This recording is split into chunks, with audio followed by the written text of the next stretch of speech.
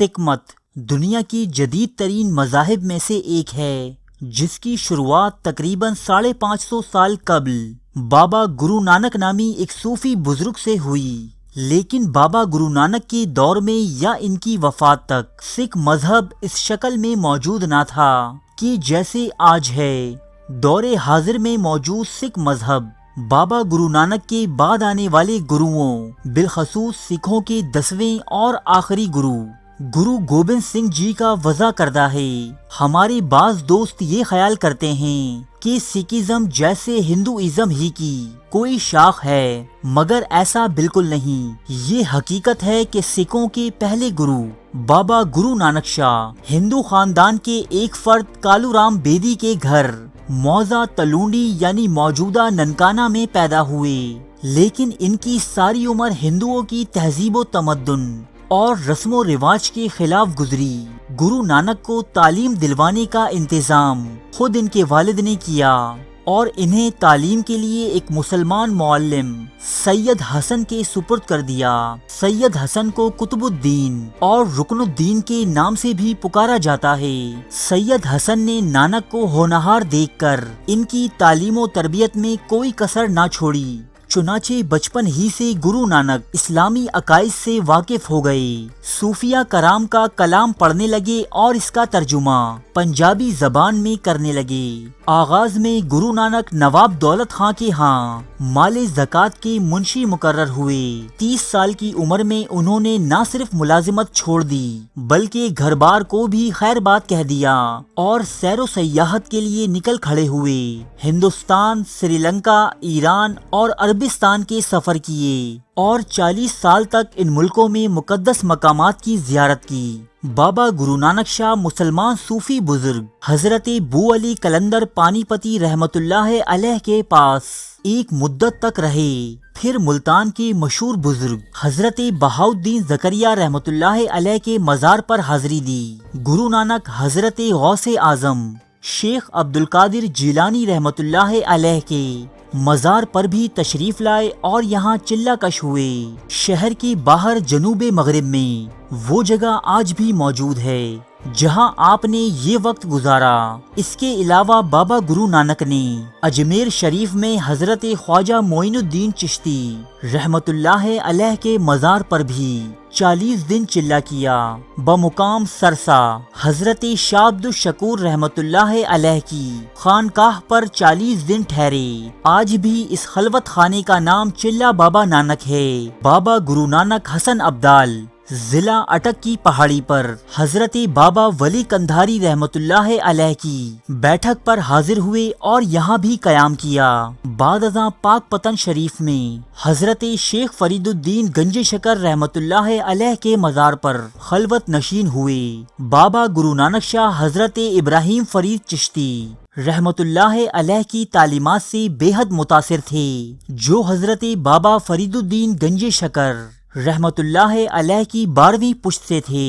سکھوں کی سب سے مقدس کتاب اور بابا گرو نانک کے مجموعہ کلام کا نام گرنتھ صاحب ہے، جو حضرت ابراہیم فرید چشتی کی شاعری سے لبریز ہے۔ بعض افراد کا ماننا ہے کہ یہ بھی حضرت بابا فرید گنج شکر کا کلام ہے، جس کے ہر شعر کے آخر میں فرید تخلص آیا ہے۔ یہ بات بھی ایک حقیقت ہے جسے سکھ حضرات بھی تسلیم کرتے ہیں کہ بابا گرو نانک حج بیت اللہ کے لیے مکہ معظمہ بھی تشریف لے گئے تھے۔ گرو نانک اسلام کے فلسفہ توحید سے بے حد متاثر تھے، جبکہ بت پرستی اور شرک کو قطعی پسند نہ کرتے تھے۔ بابا گرو نانک گرو گرنتھ میں اس حقیقت کا اظہار کچھ اس انداز میں کرتے ہیں۔ ترجمہ: میرا مالک ایک ہے، ہاں ہاں بھائی وہ ایک ہے، وہی مارنے والا اور زندہ کرنے والا ہے، وہی دے کر خوش ہوتا ہے، وہی جس پر چاہتا ہے اپنے فضلوں کی بارش کر دیتا ہے، وہ جو چاہتا ہے کرتا ہے، اس کے بغیر اور کوئی بھی کر نہیں سکتا۔ جو کچھ دنیا میں ہو رہا ہے ہم وہی بیان کرتے ہیں، ہر چیز اس کی حمد بیان کر رہی ہے۔ گرو گرنتھ صاحب اردو، صفحہ نمبر 532۔ بابا گرو نانک گوڑی سکمنی میں واضح الفاظ میں عبادت کے لائق صرف ایک ذات کو ہی تسلیم کرتے ہیں۔ ترجمہ: وہ ایک ہی ہے، حقیقی تعریف اور عبادت کے لائق، تن من سے اس کی عبادت کرنی چاہیے۔ گھوڑی سکمنی محلہ 1، صفحہ نمبر 430۔ ہمارے پیغمبر حضرت احمد مجتبیٰ محمد مصطفیٰ صلی اللہ علیہ وآلہ وسلم کی رسالت کو بابا گرو نانک ان الفاظ میں بیان کرتے ہیں: پاک پڑھیو کلمہ رب دا محمد نال ملائے، ہویا معشوق خدائی دا، ہویا کل الہی۔ ترجمہ: یعنی وہ کلمہ پڑھو جس میں حضرت محمد صلی اللہ علیہ وآلہ وسلم کا نام آتا ہے، کیونکہ اس کلمے کا لانے والا اللہ تعالیٰ کا پیارا ہے، جس نے اپنے آپ کو سب سے زیادہ پیار کرنے والے پر قربان کر دیا تھا۔ جنم ساکھی بھائی بالا گرو نانک صاحب 4 آسمانی کتابوں پر اپنا ایمان اس طرح بیان کرتے ہیں: مرشد نو منتو من کتاباں 4، منتو ایک خدائی نو خاصا جس دربار۔ مرشد یعنی رسول اللہ صلی اللہ علیہ وآلہ وسلم کو مان اور 4 کتابوں کو مان، یعنی قرآن شریف، توریت، زبور، انجیل، اور ایک خدا کو مان جس کا دربار خاص ہے۔ جنم ساکھی گرو نانک صاحب نماز پنجگانہ کے بارے میں لکھتے ہیں: 5 وقت نماز گزارے، پڑھے کتب قرآن، نانک آنکھیں گور صد یہی، رہیو پینا کھانا۔ ترجمہ: 5 وقت نماز ادا کرو، مقدس کتابیں اور قرآن پڑھو۔ نانک کہتا ہے کہ قبر تجھے آواز دے رہی ہے اور تو کھانے پینے میں لگا ہوا ہے۔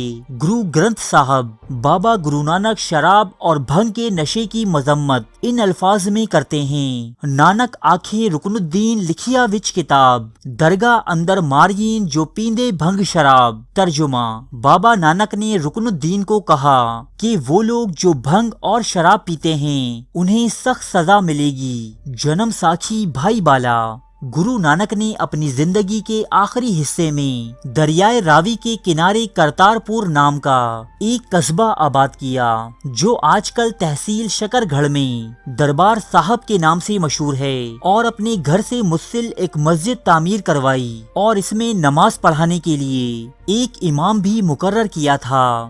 گرو نانک کے 2 ساتھی جو ہر وقت آپ کے ساتھ رہتے تھے وہ بھی مسلمان تھے، اکٹھے کھاتے پیتے اور رہتے تھے، ان میں کوئی امتیاز نہ تھا۔ یہ اسی وقت ممکن ہے جب مذہبی، نظریاتی اور فکری طور پر ہم آہنگی ہو۔ مختصر یہ کہ گرو نانک اسلامی عبادات، نماز، روزہ، زکوٰۃ، حج اور کلمہ طیبہ و اذان کی حقانیت اور اہمیت سے بخوبی آگاہ تھے۔ اللہ تعالیٰ کی وحدانیت اور پیغمبر آخر الزماں حضرت محمد صلی اللہ علیہ وآلہ وسلم کی رسالت پر کامل اعتماد رکھتے تھے۔ علامہ ڈاکٹر محمد اقبال رحمۃ اللہ علیہ نے گرو نانک کے پیغام توحید کی کیفیت کو یوں واضح کیا ہے: پھر اٹھی آخر صدا توحید کی پنجاب سے، ہند کو ایک مرد کامل نے جگایا خواب سے۔ بابا گرو نانک کی وفات قصبہ دربار صاحب کرتار پور تحصیل شکر گڑھ میں ہوئی تھی۔ ان ایام میں ہندوستان پر شیر شاہ سوری کی حکومت تھی، شہنشاہ بابر وفات پا چکے تھے۔ ان دنوں سکھ مذہب اپنی موجودہ حیت میں کہیں موجود نہ تھا۔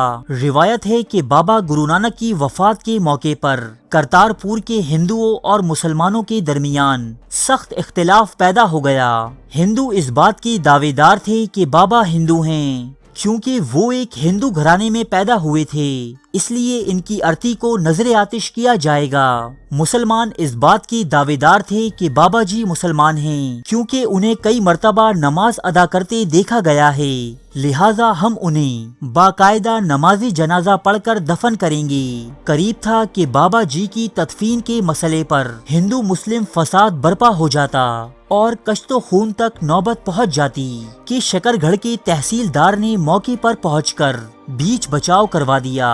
بعد ازاں یہ معاملہ صلح صفائی کے ذریعے طے پا گیا، لیکن بابا گرو نانک جی کی تدفین آج بھی ایک اختلافی موضوع ہے۔ بہرحال ان کا مزار آج بھی پاکستان کے علاقے کرتار پور دربار میں موجود ہے، جو بابا گرو نانک کی تدفین کی نشاندہی کرتا ہے۔